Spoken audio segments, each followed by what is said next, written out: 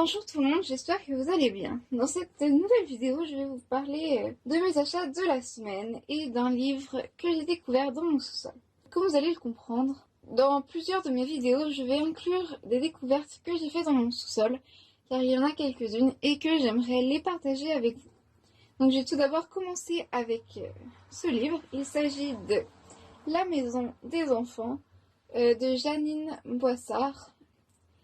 Bon, c'est une ancienne édition et ça a été publié aux éditions Pocket, mais il a été réédité et je vous mettrai une couverture du nouveau livre juste ici. Donc voilà. Alors dans ce livre, on suit l'histoire d'une femme qui décide d'adopter des enfants, il me semble, mais je vais vous lire le résumé, ce sera sûrement mieux.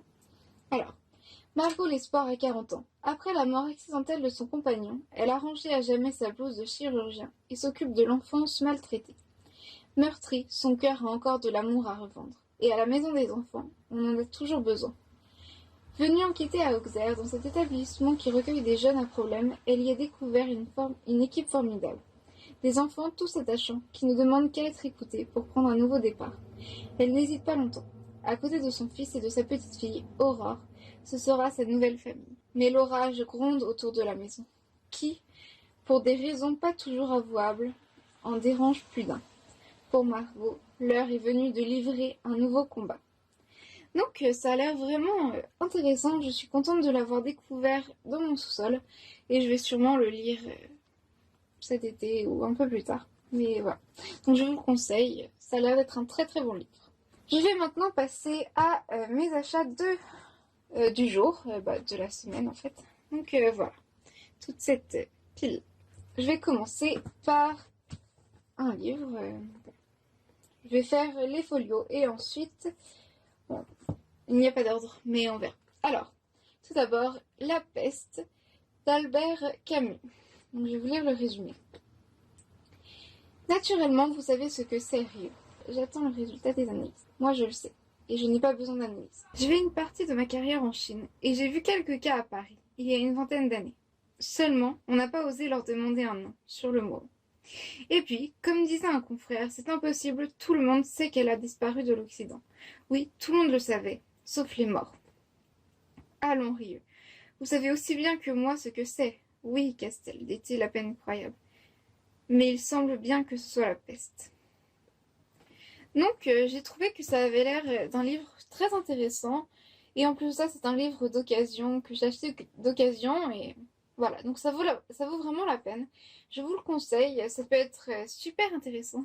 Bon, c'est vrai qu'en ce moment, on est dans une pandémie, c'est pas très très joyeux. Mais bon, c'est quand même plutôt bien. Et en plus de ça, ça a l'air d'être un auteur vraiment super bon. Donc voilà, c'était pour le livre La peste d'Albert Camus. Je vais maintenant vous présenter un livre de Daniel Pénac, Messieurs les enfants. Alors, je vais vous lire le résumé. Vous vous réveillez un matin et vous constatez que, dans la nuit, vous avez été transformé en adulte. Complètement affolé, vous vous précipitez dans la chambre de vos parents.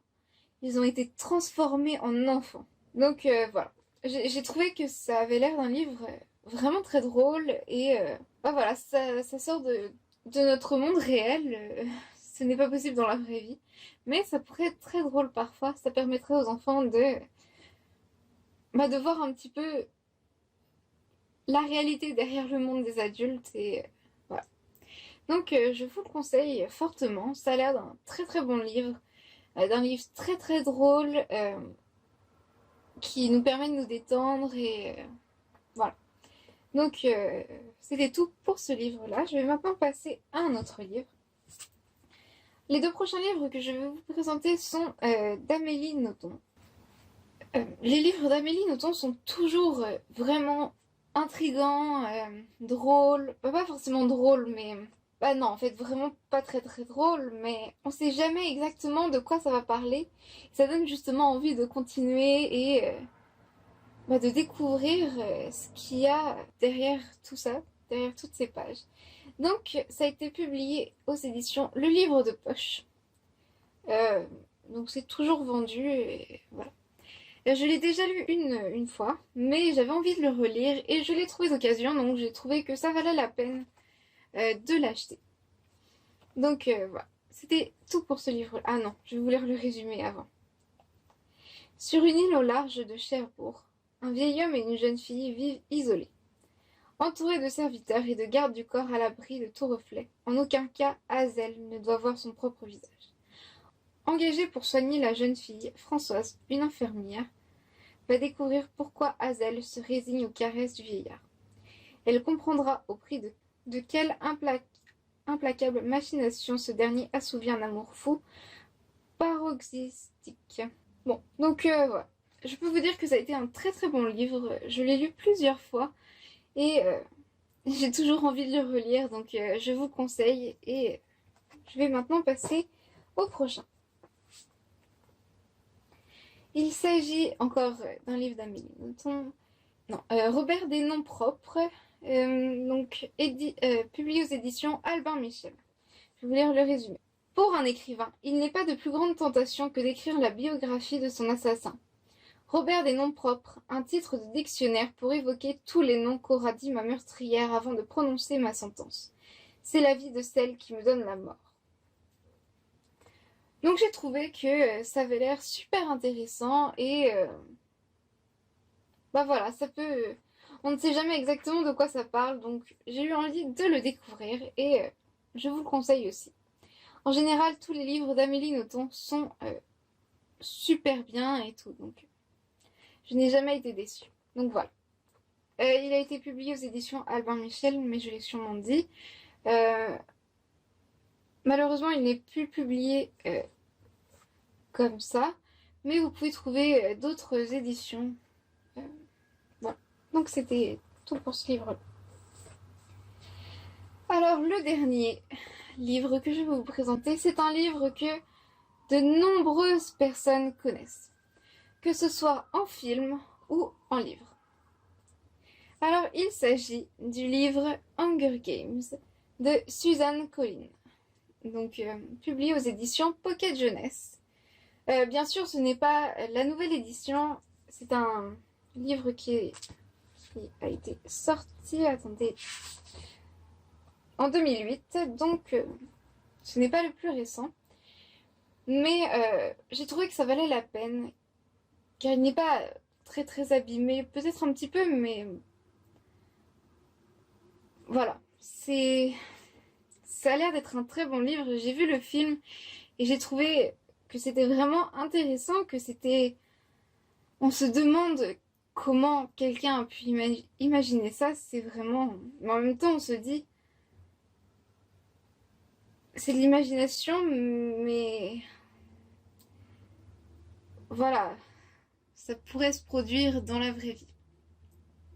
Donc voilà, j'ai eu envie de découvrir cette histoire en roman.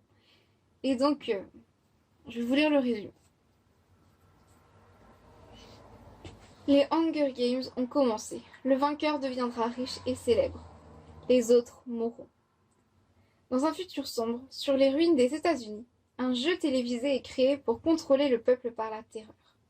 12 garçons et 12 filles tirés au sort participent à cette sinistre télé-réalité, que tout le monde est forcé de regarder en direct.